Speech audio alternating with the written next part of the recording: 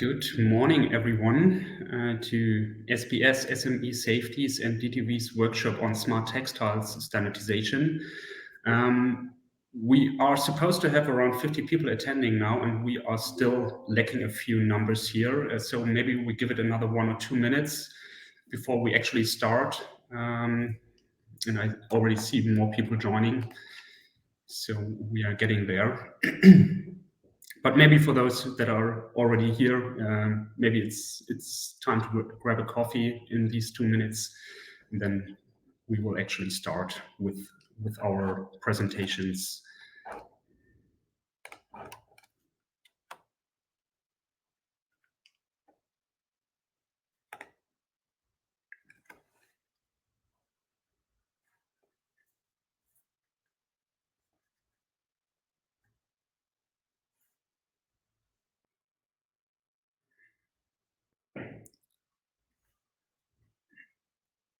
Okay, so maybe we will just start now, and those that join later will have, I think, still plenty of input to receive at the later presentations.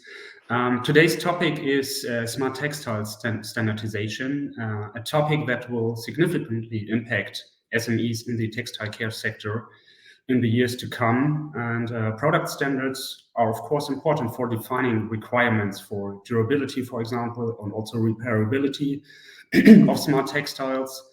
And furthermore, standards that are being developed in this field will support the development of new products and facilitate their introduction onto the market, and also provide legal certainty for users, manufacturers, and of course also reprocessors like the textile care sector.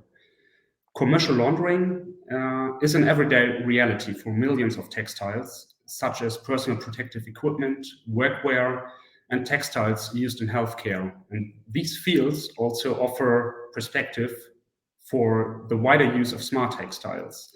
And for the success and also for the durability of such smart textiles, reprocessing and laundries will be a central aspect in the future. And there is, of course, a strong need that the development and standardization of smart textiles needs to receive input from laundry experts. And the exchange during the standards development potentially helps the smart textile producers to work together with the textile services SMEs on how to make their products washable and repairable. On the other hand, textile services SMEs need to get more information about new textile technologies to prepare their own care facilities and businesses for the future and next generation of textiles. And this workshop today aims to facilitate this exchange of the different stakeholders. And we have two very well qualified speakers today that are involved in smart textiles standardization for quite some time now, and who will each give a short presentation of about 20 minutes. And after each presentation, people attending are more than welcome to ask questions or make remarks. And those of you who want to ask a question can indicate so by writing in the chat RH, or literally raising their hand in the chat. And then we will give you the floor to ask your question or make your remark. Or alternatively, you can write down the question in the chat, and I, as a moderator, will ask it or read it aloud for you. We would like to begin our presentation with Mr. Jan-Olaf Kunze. He is a tailor by training and also holds a university degree as a textile engineer. And he has been working for various workwear manufacturers and has now been active in the textile services and workwear rental industry for about 20 years at the company DBL Kunze Burkheim in Hanover, northern Germany, which he runs as one of 3 managing directors. And apart from that, he also has been for roughly 2 years now a SBS standardization expert for smart textiles. And he will give us a short overview of the market development for smart textiles and tell us his take on the importance of smart textiles standardization for the work of textile service companies. Mr. Kunze, the stage is yours. Yeah, thank you, Daniel, for your short introduction. I welcome you here today and have the pleasure to give a presentation on smart textiles and the importance of standards for SMEs. My presentation will consist of a short introduction to the topic of smart textiles. Then I will say something about the importance of standards for SMEs, show the benefits of standards with 2 examples from the field of industrial laundry, and finally point out the benefits that arise from the collaboration on standards for the SMEs. What is a smart textile? We know smartphones, but smart fabrics and fibers? Smart textiles are the new stars of the textile industry. Smart textiles are predicted to have high growth potential. The expected growth prospect for smart textiles are based on the future on many trends. Megatrends such individualization, new mobility, demographic change, and above all, the digital transformation are driving development and mark annual growth rates more than 30% seem realistic.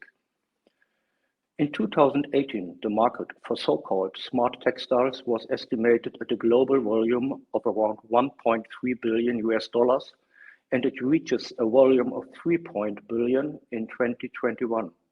Looking forward, the market is projected to reach $13.6 billion US by 2072. There are many interesting functions that smart textiles perform today. These textiles are equipped with electronic components, conductive yarns, and tiny sensors, transforming them into high-tech products. For a long time, this linking of textiles with electronic components was a challenge. There was a lack of processes for fixing the electronics quickly and securely to the soft textiles. The technology was not robust enough for everyday use, but textile researchers have since developed many durable and promising smart textiles.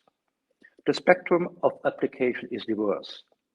Textiles that athletes or workers can switch between cool and warm depending on their needs. Sensors woven into a shirt can monitor vital signs. A firefighter jacket with pulse measurements, monitoring of body temperature, jacket and ambient temperature, dead man warning, and LED lighting. User-controlled, color-changing fabrics. Intelligent ballistic protection detects the entry of a gunshot and sends a direct alert to the platform with the location of the wearer. Flexible displays integrated in the t-shirt's arm. There's almost nothing that smart textile cannot do, because by combining different textile materials and structures with electronic components, they can be equipped with many different functions. And if you are wondering when the just mentioned examples will come onto the market, I can tell you they are already all available. How standards help SMEs? Standards help small and medium-sized enterprises to increase productivity and reach wider markets. Standards help SMEs in various ways by promoting profitability and sustainable growth, and help boost productivity, driving down costs and meet legal responsibilities. The ability to demonstrate compliance with widely recognized and respected standards is an effective way to help your company survive in a competitive marketplace. In addition, manufacturing products or providing services according to recognized standards can maximize compatibility with products manufactured or offered by others, thereby increasing sales and acceptance potential. As consumers become more informed about their purchasing decisions, meeting recognized standards is an important marketing tool for companies. Standards can help you address key elements to elevate your brand, quality, achieve professional operations and deliver high-quality products and services, sustainability, manage environmental, social, and economic impacts, competitive edge, reduce costs, increase productivity, and improve profitability. Health and safety, protect people against risk. Innovation, ensure compatibility and interchangeability. Trusted services, build trust and improve customer services and satisfaction. Compliance, ensure fulfillment of the requirements of relevant legislation. And business continuity, ensure availability of critical business functions. I would now like to use 2 examples from the field of professional reprocessing of workwear and PPE in laundries and show the benefits that SMEs can derive from standards.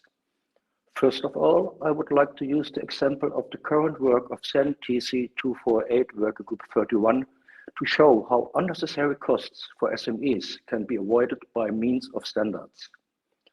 At present, for example, PPE clothing is washed and dried 5 times according to the standards ISO 13688 by the testing institutes before it is certified. This number of machining cycles does not, of course, correspond to the actual numbers of machining cycles that the product will undergo during its subsequent professional use. We know from our experience in the laundry industry that the wheat starts separated from the chaff after 15 processing cycles and more. Therefore, the garments are usually subjected to a sample processing of 30 cycles by the textile service providers before they are released for distribution. What does this mean for the laundry?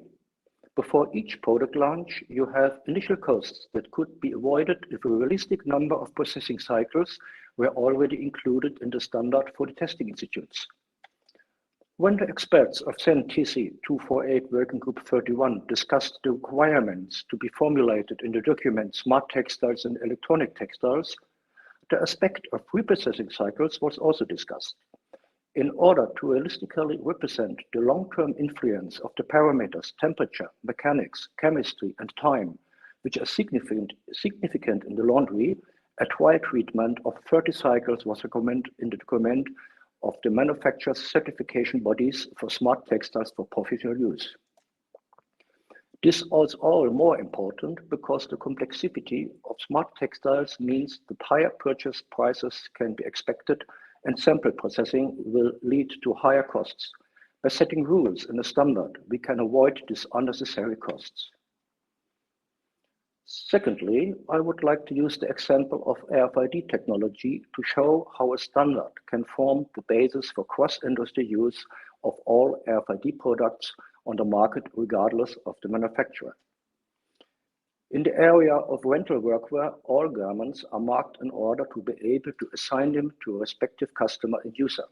Initially, this was done using heat seal labels with short text, but barcodes were used from the 1980s onward. With growing markets, increasing numbers of parts, and rising customer demands, came the desire for automated sorting systems, which, however, required other identification solutions, which were found in the 1990s in RFID technology, by attaching tiny responders, microchips, to clothes, hangers, and/or textiles. However, since the requirements for RFID technology were defined in an open standard, all manufacturers of laundry technology were able to launch new innovative products on the market because the RFID chips were already present in the laundries, and their systems were therefore compatible with each other. What began with an automatic laundry sorting was expanded to include other processes such as input scanning, individually or as a batch, automatic sorting and compilation of washing machine loads, continuous recording of the process steps, quality assurance, automatic recording of the processing cycles of individual textiles, automated output systems for the user at the customer side, real-time messages about the line and demand to the laundry. And that's not the end of it. The next step for laundry technology manufacturers is to drive automation in the industry through artificial intelligence and intelligent data processing. This also shows us how important it is to implement European standards here to guarantee compliance with the data protection guidelines and the principles of information self-determination. We will now play a short video where you can see an example of possibilities that RFID technologies offers today in the laundry. Omar, please, can you start the video?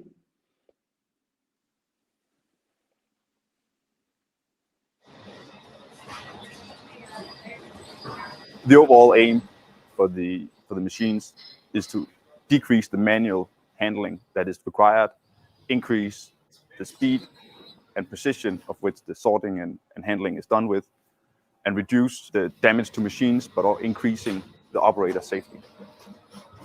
This is the inlet section where the soil laundry is loaded into the inlet conveyors. So basically, the soil laundry is simply loaded onto the conveyor with no sorting going on. This is the next step in the process.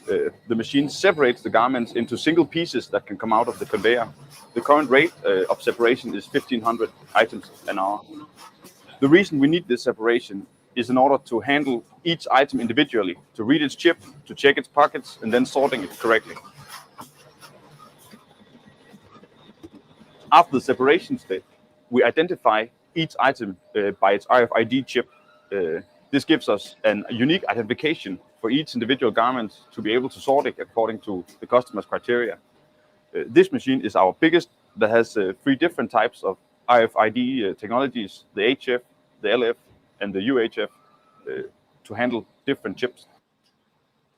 Here we have our X-ray machine, which takes an X-ray image of each garment. Using computer vision and artificial intelligence, the images are then investigated for foreign objects. It could be pens, scissors, other dangerous materials that could be in the garments.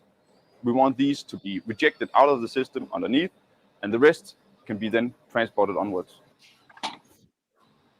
The X-ray system classifies objects, and acceptable objects like buttons and zippers are allowed to go through, even though they could be metal parts.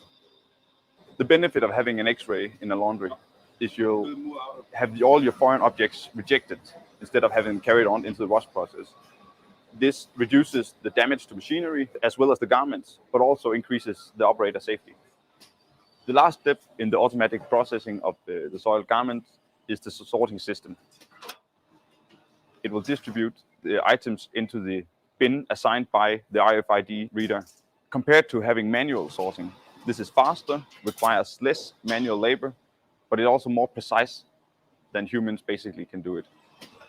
So the sorting system can distribute either into trolleys as here, but it can also be connected to silos that can be integrated directly into the customer system. So these are 75 kilogram silos. They'll be filled up with garments until it reaches the target weight, and then emptied and transported out to the customer system.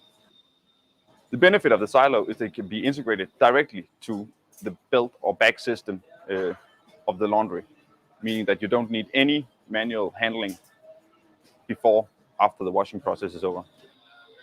The machine itself is constructed of different components with various tasks, like separating it, identifying it, and figuring out where it goes, checking for foreign objects. But each of these modules can be picked and placed in whatever is needed to accommodate a particular customer's needs. The modularity of the system enables us to quickly change these things to have the best system for a customer.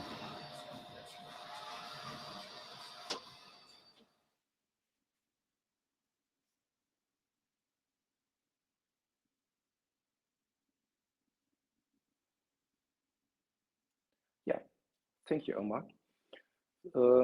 Now I would like to talk about why standards and smart textiles are important for SMEs. Standardization brings many benefits to European small and medium-sized enterprises, and setting international standards is crucial for the EU's competitiveness, says in a European Commission paper. There are also fears that new technologies will be infused with foreign ideology, whether in the Internet of Things, artificial intelligence, new mobile networks, or brain-computer interfaces.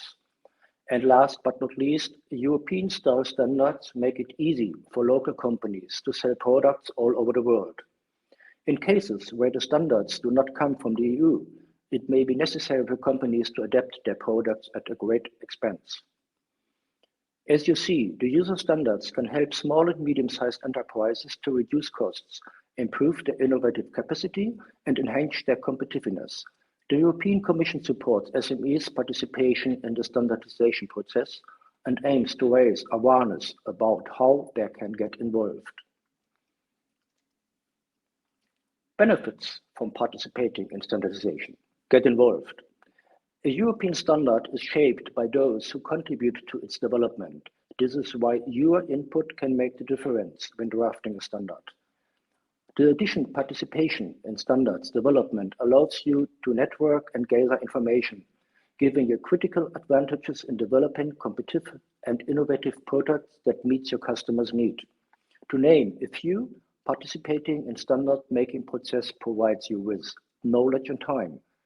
If you participate in making process of standards. You get an early access to their content and gain time for your business application.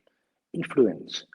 Participating in standardization gives you the opportunity to influence on the content and quality of standards, national, European, and international, in the interests of your company. Regulatory understanding. When you participate in standardization, you also get informed on the legislative framework. There are several ways you can get involved in the standardization processes at national, European, and international level. All stakeholders can participate in this work, including manufacturers, consumers, companies, research institutes, authorities, and testing bodies. They send experts to represent their interests in the working bodies. These are overseen by around 70 standard committees, each of which is responsible for a specific subject area. For work at the European and international level, the national standard committees delegate experts to represent their respective interests at CEN or ISO.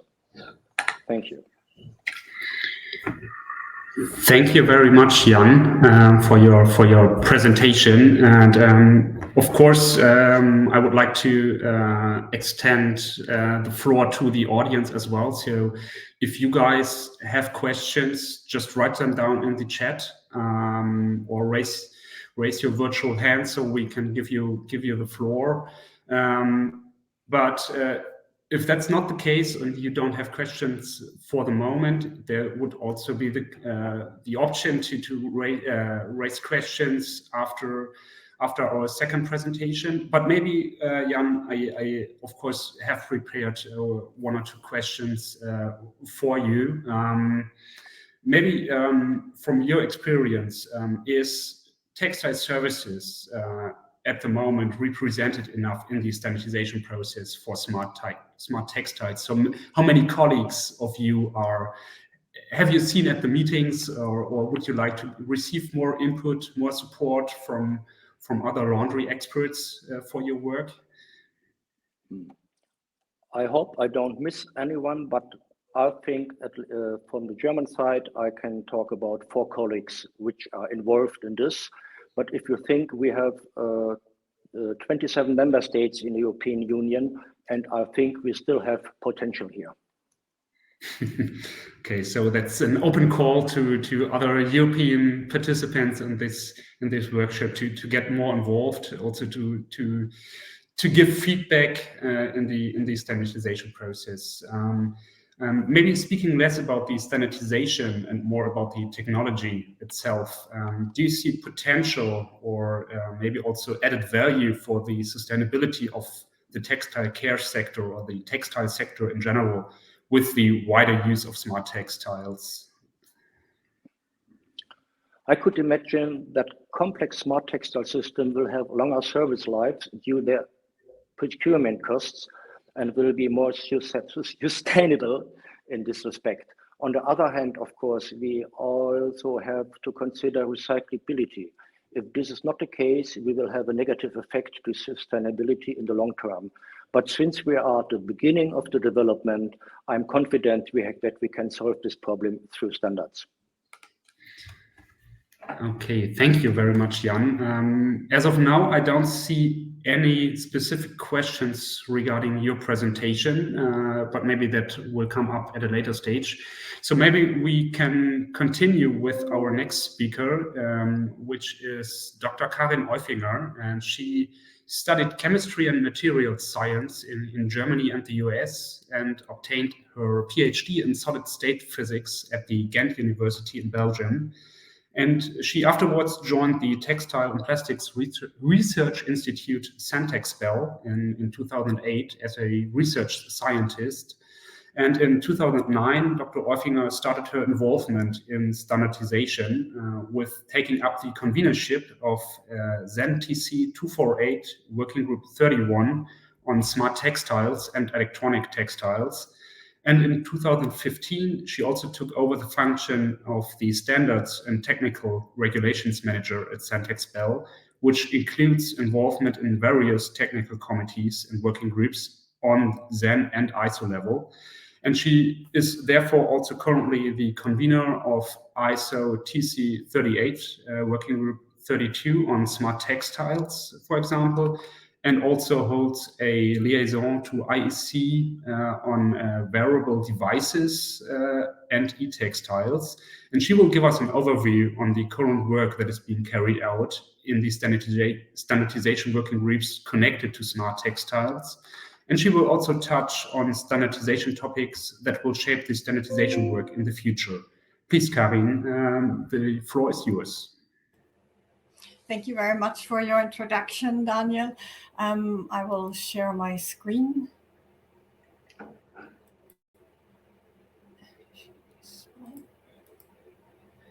I hope everybody can see the presentation.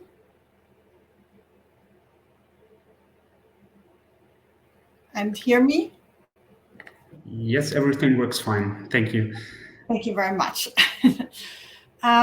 Yes. So today we'll talk a bit about standards for smart textiles. Giving an overview of the work being done in the different standardization committees, and also pointing out a bit, since this was mentioned before, how can you join these activities? So now I need to move the mouse. First of all, to framework it a bit, standards are also always linked a bit to EU policy and legislation. You've probably all heard about the twin green and digital transitions, with the main goal to harness a significant potential in global markets and low emission technologies, sustainable products, services, in order to achieve climate neutrality. Then you have eco-design for sustainable products. I'm not going over this in detail. These are the general topics which is going to be in the proposal for new regulation. And then you have a specific strategy also for sustainable and circular textiles, where you can already see that some points my colleague Jan Olof touched on come back here. So we will try to have more durable textiles, not less fast fashion, profitable reuse, repair services, and then the usual competitiveness. To come a bit back to what the previous speaker mentioned, there are some ideas. He mentioned already tracing of the product. What you could envision is also to have some indicator of the lifetime of the product. That was also mentioned before. One tries to do this by pre-evaluation of the product, but you could also envision that you have some devices monitoring the lifetime of your products, indicating to you when would your actual end of life is reached. Also to indicate maybe some wrong treatment or wrong maintenance. That would also normally help to, instead of having a pre-defined lifetime, to get closer to an actual lifetime. And also you could have digital product information, which was nicely also mentioned in the video. How does that come back to standards? Well, you need a standard method for collecting and reporting the data, and you need a standardized and interoperable technology. Otherwise, you will never be able to manage to have a system which can be used by everybody and shared by everybody. So standards for smart textiles and electronic textiles. First of all, a bit of definition of terms. You have three sections. You have smart textiles, you have electronic textiles, you have smart wearable devices. Smart textiles is everything that is intelligent, which has an interaction with its environment, does not necessarily have to contain electronics. You have phase change materials, shape memory materials, etc. Then you have electronic textiles, which contain everything electronics. And you have smart wearable devices, which could contain textiles, but don't necessarily have to. Good examples that are not textile are, for example, the smartwatches and other devices which are becoming more and more popular. Textiles, again, specifically wearables, have a very specific technology. You have more flexible, stretchable material. Most electronics have been designed on rigid materials. You have a different type of environment, especially towards wearables. It's a closeness to the human skin, different temperature, humidity. You also need a different type of maintenance, washing and cleaning, etc.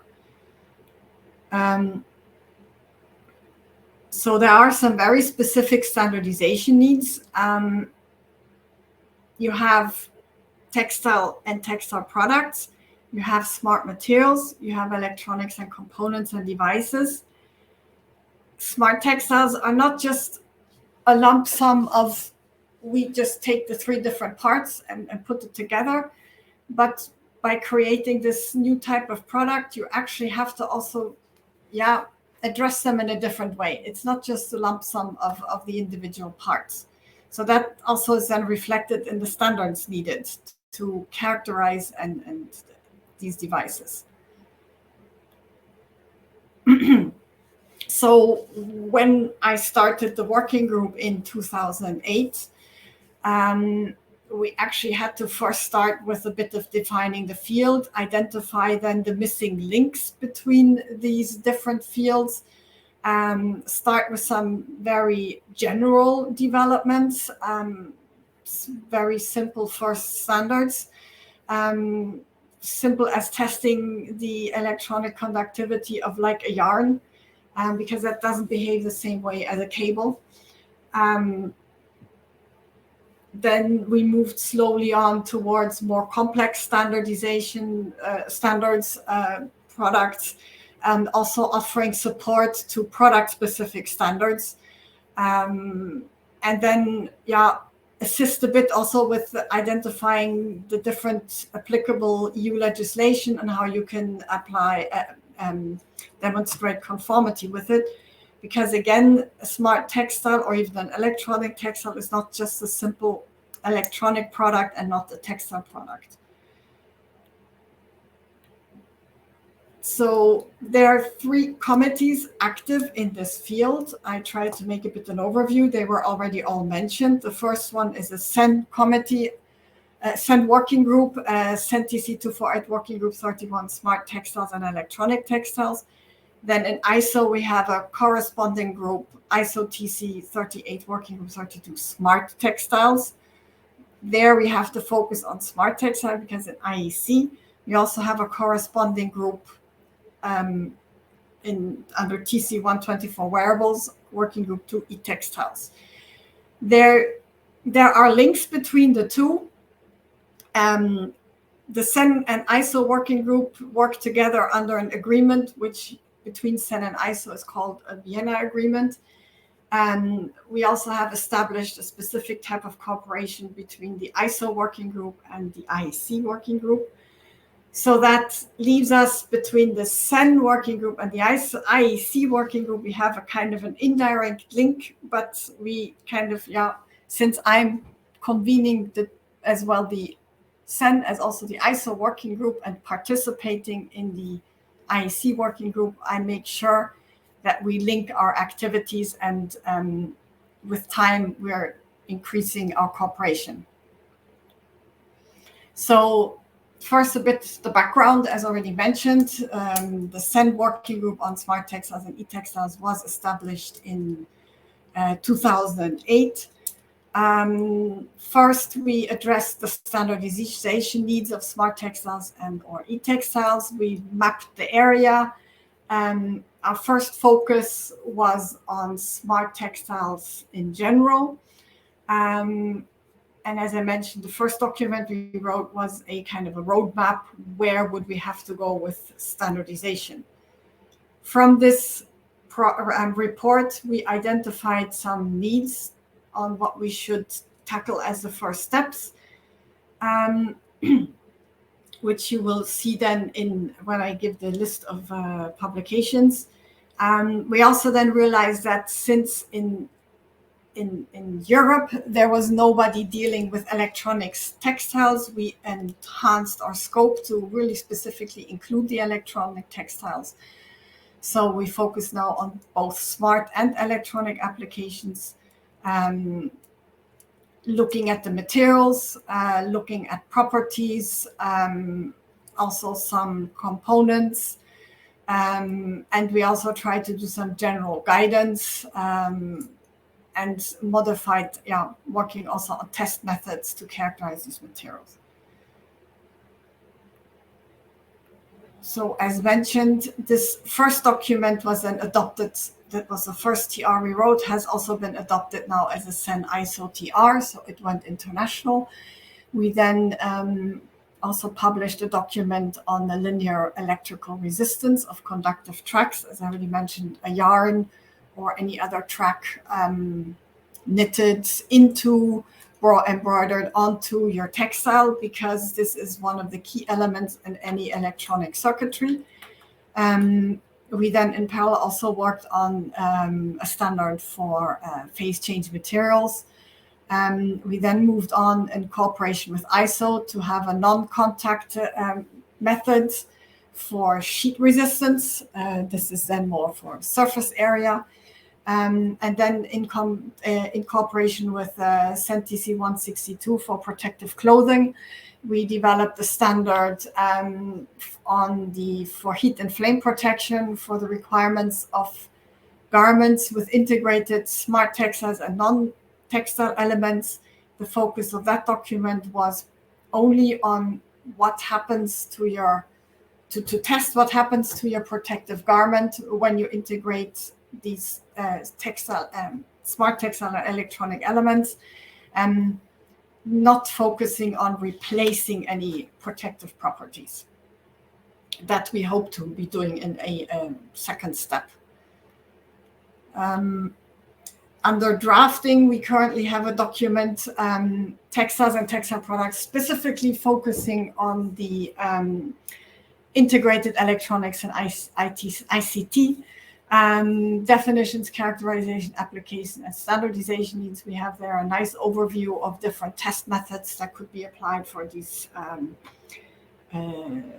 materials. We also then realized that we needed to formulate some proposals for future work.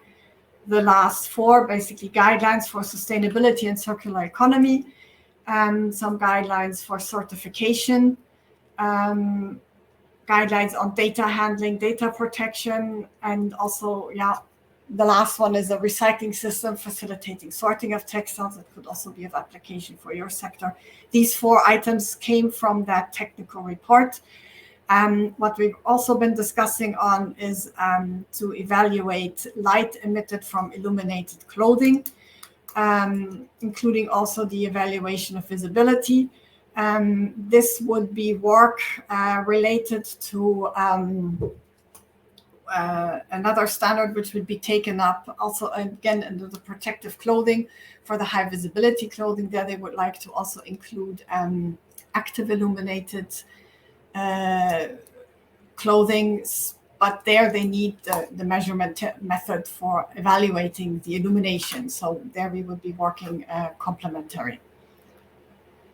In ISO, as I mentioned, this working group was established in 2018, so 10 years later.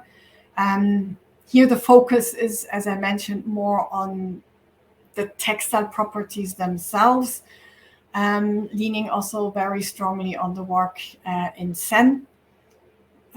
So here we have 2 documents that were both developed also in cooperation with CEN. For the moment, we have 2 preliminary work items, which are not yet officially linked to the work in CEN, but in practice, we always discuss the documents together. The first is to determine the heating performance of thermal clothing with an integrated heating device.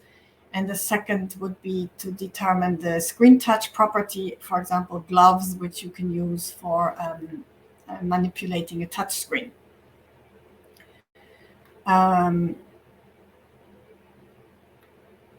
Then I would like to move on to the work in IEC. as I said, this is something we monitor very closely and is very complementary to our work on smart textiles and e-textiles in SEN and ISO.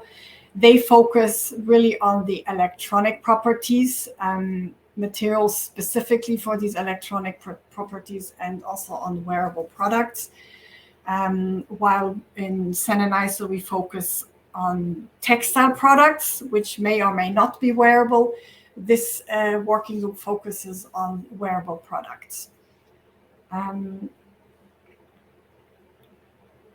They have a lot of publications, which I maybe won't not go over in detail, but one of them interesting here is that they were really looking also on the washability. I think that's in the next standards. So the washing durability, there they modified the existing ISO standard.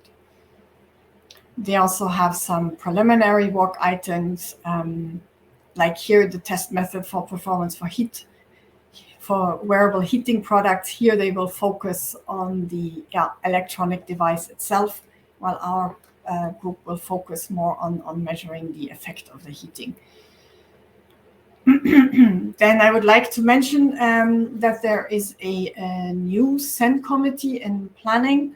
It will be horizontal topics for personal protective equipment. And there will be a working group 3 for integrated smart elements and electronics, specifically for personal protective equipment, not just the textile products, but everything. So maybe to come back then to the next part of my presentation, who develops standards and how can you participate? As you all know, we have some organizations on international level. You have ISO, IEC for the electrotechnics, ITU for the telecommunication. In Europe, we have SEN, SENELEC for electronics, ETSI also again for the more data-related and telecommunication-related standards. Then on national level, you have each country has its own national standardization committee. In Belgium, where I'm located, we have the NBN. And then for electrotechnical standards, we have the Belgian Electrotechnical Committee. But already mentioned, in Germany, you have DIN and DKE. In France, you have AFNOR. In the Netherlands, you have NEN. Everybody has their own. And then there are also other organizations. I mentioned here ASTM because a lot of people are familiar with this one. Note that this is not a national committee. It's a regional and a separate standardization organization. For the committees, you maybe already heard, I mentioned something about TC, WG. So in SEN and ISO, we split up the work and you have technical committees. They possibly also have some subcommittees. The technical committees are the mother organization for a specific topic. Like SEN TC 248 would be textiles and textile products. Under these committees, you have the working groups, which do the actual work. Experts bring in their knowledge there. You then have different working groups, like in some of you may be familiar, there's also not only the working group on smart textiles, you have a working group on industrial hygienic textiles, you have for fabric composition, etc. So as I mentioned, the experts in the working group, you're assigned as an expert. In the technical committee, you participate as national delegate. And then you have national mirror committees, which collect more experts than can participate in the TC work in some cases, where you on a national level can discuss the work going on, and they will also determine then who will be sent as national delegate or expert. And then that's not mentioned here is that you also can have European organizations that join as a liaison or a participant in the work of the technical committees and also the working groups. So how can you join? For one, you can join via your national standardization body. I have added here a link where you can get the list of all national SEN members for those that are not familiar with them. But as I mentioned, you can also participate via the European organizations supporting standardization. And here I would like to give the word to Daniel, because he can then tell you a bit how SBS can assist you here.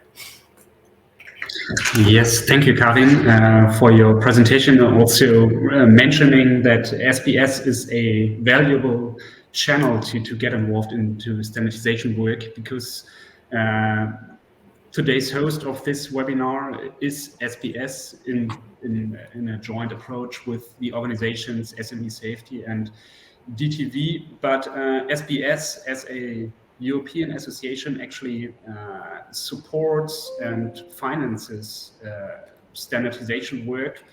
Actually, Jan-Olaf Kunze, who gave the first presentation, is also supported and funded by the organization SBS, that once a year in late summer publish a open call for interested experts from different standardization fields, different or various standardization topics that can apply for these open calls, not only in textiles standardization, but also manufacturing, lift building, construction and stuff like that. So it's a wide field of standardization topics. There are no limits to SBS standardization involvement. And of those of you who feel like they could contribute to specific standardization fields are, of course, welcome to apply for this SBS call for standardization experts, which for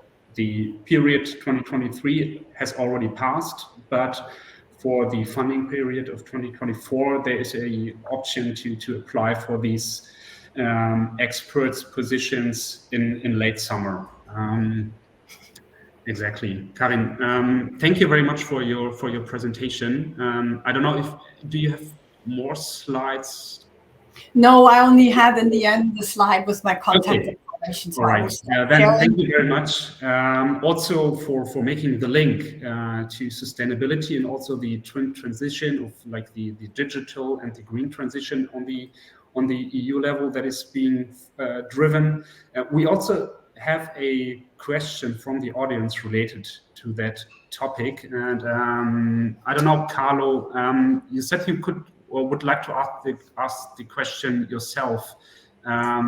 Omar could give you the floor that you actually join this panel now to ask your question, if that's technically possible for you. Otherwise, I would read the question loud. Omar, do you have a feedback from Carlo, if he would like to ask the question himself?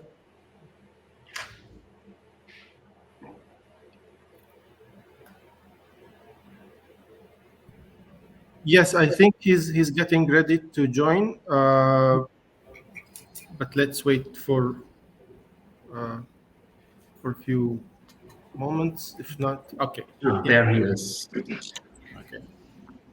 Okay. Carlo, hello, do you hear me? We can hear you, yes. Okay, very well, thank you. I'm actually in the car, so I wasn't sure if I could talk, but now I'll just pose my question quickly. We are, I'm from Datamars, which is the company which actually invented the RFID technology for the industrial laundry system and industry. This was 30 years ago. Anyway, we are very interested in the concept of circularity connected to the smart textiles industry that you mentioned before. And my specific question, connected also to the standards, the development of standards, is what do you think about the development of the EU policies towards the circularity of textiles? The passport ID, all of the movement which is actually happening and which probably will influence and is influencing the standardization processes. So I wanted to just, maybe it's a too generic question, but I wanted to mention the concept of circularity and passport ID. Meaning also the digital product passport and related topics. Yes, but sure. I don't know, Yes. Karin, you mentioned that circularity and also eco-design might become a topic in the standardization work. Yes, it's already in the textiles committee itself. They have a specific working group for it's working group 39, working on circular topics for textile products, and they're in close. They try to stay in close contact with the Commission on what they are working on for their what I mentioned for textiles. That's why we decided that in smart textiles, because of the new eco-design rules and also for the product passports and so on, we should already also start to at least think about the topic and start with some more general work, because it's not possible yet to do a lot of details because we have to wait also for the other initiatives. But as I mentioned before, the smart, especially electronics, textiles is the link between two sectors. So there's a lot of work also being done in the electronics sector. So for the next meeting, which will be next week, actually, I invited also somebody who is very closely following the electronics waste, end of life, recycling, circular economy in the electronics field, so that we can discuss a bit together and see how should we approach this mixed product, because she had already a meeting with her and she mentioned that they're starting to have a problem with a lot of textile products being dumped with electronics, and they have a problem with separating it. The same, it will be the case for textile collectors. So yes, it's an important process, and like I also tried to mention, not only the topic of circular economy for the textiles itself, the smart textiles themselves could also support this because you have the means of storing some data in the RFID chips, not only for sorting the laundry, but maybe also of the what is contained in the product, how should you dismantle it, and these things, instead of having it in a separate label or manual. Yes, yeah, you're totally right. The concept actually we're working on is both trying to give to provide technologies that can allow the circularity, the traceability, which will then enhance circularity. But also we're trying to provide data sharing platforms for the industry of the, actually we're in the workwear industry, so that the players can share information also to enable circularity. So that's where we're working on. We're actually very interested in what you're doing, and in some way I would like to keep on the contact, or actually open a new contact. Yeah, thank you. Always welcome to contact me. Okay. Okay, thank you. So there is another question in the chat related to, does your TCs or working groups have connections with the Sensenelec Sabit topic group on circular economy? Can you say anything on that? If I may, yes, we do. TC 248, the mother TC, is following up this committee, the Sense Harbor group. So we do get the information and share information. I'm also actually following it up personally. Well, at the sidelines, I receive their emails because I'm also involved in other standardization groups, and through those I have a link also to the SABA group. So yes, we're following them. They're also doing some very high-level collection of information and exchanging of information. So it's quite important to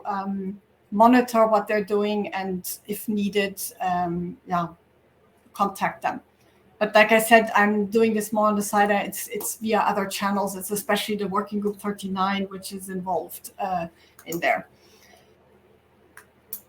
Okay, thank you. And also, again, the reminder that it's possible to ask questions by chat, that I, as a moderator, read it aloud for you, or that you actually join the conversation yourself. Just state so if in the chat, then we will send you the link to actually join the panel here. But I do have some questions myself. Maybe actually to both of you, to Jan and Karin. Do you see from your personal perspective maybe gaps in the current work in the standardization groups? So are there topics missing, for example, when it comes to smart textiles from your personal experience, or are there maybe some gaps that can't be filled at the moment because maybe also the technology on the market is too vague, or too not really there yet? Is that something where you have a personal take on? Karin, do you answer? Yeah, well, actually, that's one major topic in my work, is to keep identifying the gaps. I can tell you that there's still plenty of gaps, and they keep growing. The more products are being developed, the more you see the way where you have to go. So together with the 3 groups that I mentioned, we try to identify the specific needs for this type of product. And I can tell you, we're just the work is actually only being started. So there's still quite some, I mentioned some ideas we have. We try to go gradually, and especially with more and more products taking up smart textiles, I think there will be always new gaps. We try to work with what we have, but yeah, in some cases one needs to have always a very specific one. So I can't give you any big details other than what I listed is what we have currently identified. I don't know if Jan has anything to add. Maybe from the laundry perspective, or are there no specific gaps at the moment? No, I think it's a process. I will see gaps later, but not at the moment. Okay. And but Karin, you also mentioned that there are obvious links to other standardization fields like personal protective equipment, also eco-design as a more general topic. So there are interconnections. How does the exchange between these different standardization working groups actually work? Well, you have different options. The one option is to become an expert in the other group via your national standardization body. You just sign up for different groups. The second option is to have a so-called liaison, which is a agreement between basically a TC taking a decision to send somebody as a representative to this other group, to monitor their work, to report on their work, to feedback work from your TC into this other TC. So it depends a bit on, how do you want to cooperate? What are the options, the choices that you make? Sometimes it's more interesting to be a liaison. Sometimes it's more interesting to become a direct expert. In some cases, as I said, I work not only on smart textiles, I'm following textiles in general. Centexpel is taking part of the work of the NBN. We're a so-called sector operator, so I follow other TCs as well. That's why I sometimes then act in different positions, and I feedback information I get from other sources that I participate in different roles. So, but those are the options. So I think, like I already mentioned before, we have a special link with the IEC committee, this mode 4 cooperation, where we can actually send experts from one working group to another and back to participate in the work. So that's even another option. I don't know if Jan Olaf is one of the experts that has been sent there, or So I hope this answers your question. Yes, absolutely. No, because I think it's important that, I don't know, you are not only focused on your own working group, but that you actually have this exchange between the different fields, that you don't operate only in your bubbles. Okay, so thank you very much, Karin, for answering that. And I don't know, I don't see any questions or remarks here from the audience. Maybe it's actually time to wrap it up a bit ahead of time. As we have seen, smart textiles and the related standardization of this field will become ever more important with the growing market relevance and the technological development. Not only for manufacturers, but also for the stakeholders that are involved in the product life cycle, meaning by that not only reprocessing and repairing companies like textile services, but also other sectors like the recycling sector that Karin also mentioned.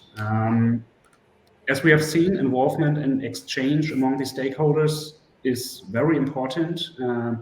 And we would really like to build upon this first workshop in the coming years. And for those of you who don't know, maybe a brief mention of a SBS working group that is already existing, because we actually do have a regular exchange of standardization experts in the field of personal protective equipment and textile care, that is meeting twice a year virtually on the SBS level to discuss these kind of topics. And if you are interested in joining that group, please reach out to us. You are more than welcome to join this exchange. And also thank you very much again to our two valued speakers. Also for those of you who ask questions. And we will share a recording of this workshop afterwards with those people that have registered. And yeah, I think that's it for the time being. Thank you very much for joining, and goodbye. Thank you. Goodbye. Thank you. Goodbye.